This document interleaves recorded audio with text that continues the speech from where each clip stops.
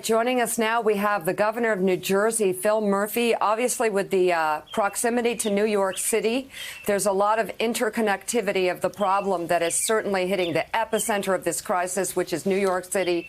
Governor, how is New Jersey doing, and what do you need? Listen, we're in a tough spot, but we expected it. We may be on different sides of the Hudson, but we're in the same boat as New York.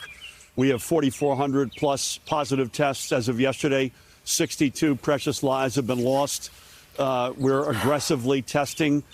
We need really more beds. The federal government is working with us quite well in that respect. More equipment, more personal protective equipment. We're way short there, and we're trying to expand our heroic healthcare workforce. And all of that at the same time is trying to do everything we can to break the back of this curve, flatten it, stay at home, social distancing, et cetera.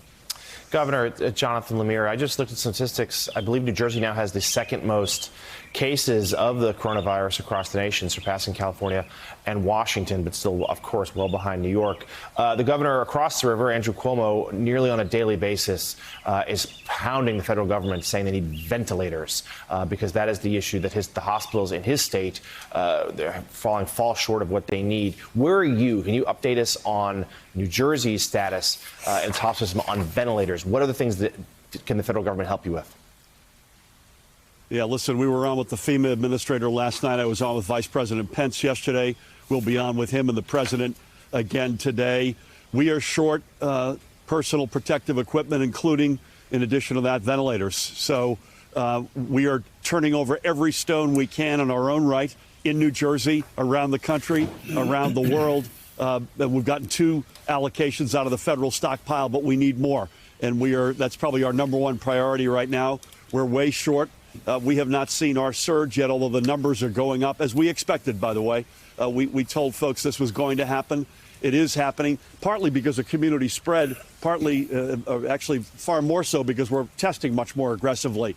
And the more data we have in many respects, the better we can manage this. But we've still, as I said, lost 62 precious lives. That number, sadly, will also go up. Ridgewood, New Jersey's Willie Geist is with us and has a question, Governor.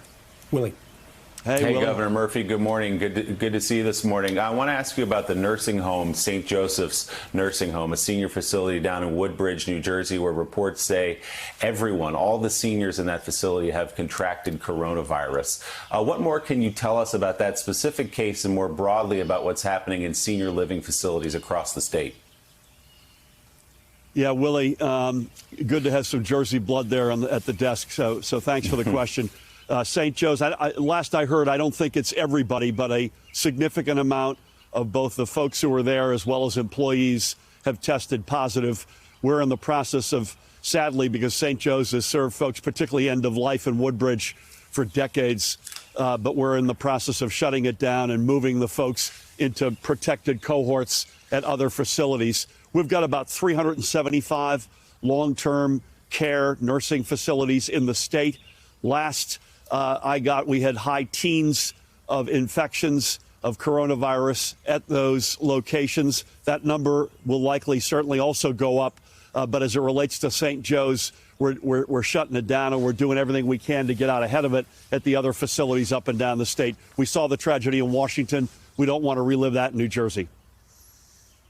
And Governor, given what you've seen in the state of New York, you've said publicly that it's likely coming for New Jersey, that you're the next step on this awful path that we're headed down.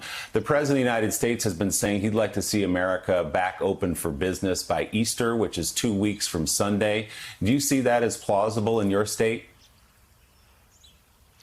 Listen, I would be the happiest guy in New Jersey, if not America, if that were the case 2 weeks from Sunday. I will just say we've been at this since January. I formed the first whole of government task force on this on February 2nd, on Super Bowl Sunday, in fact.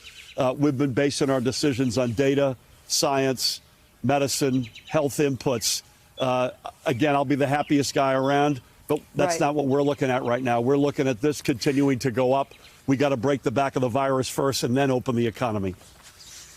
So if you're following the science and the numbers, as you have said, in New Jersey are going up, obviously testing is going up, but you have a couple of really bad situations on your hands, the proximity to New York City, the nursing home where everyone is tested positive. The numbers are headed in a very bad direction as of now.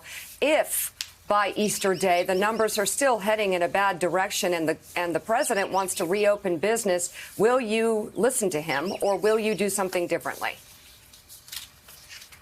Yeah, again, the numbers are going up as we had projected, and as we've been telling our residents, this was going to happen. So this is not unexpected. Now, listen, I've got to the sequence of events here is to flatten the curve, break the back of the virus, make sure that the numbers are going down meaningfully, and then I think we can responsibly open society and open the economy.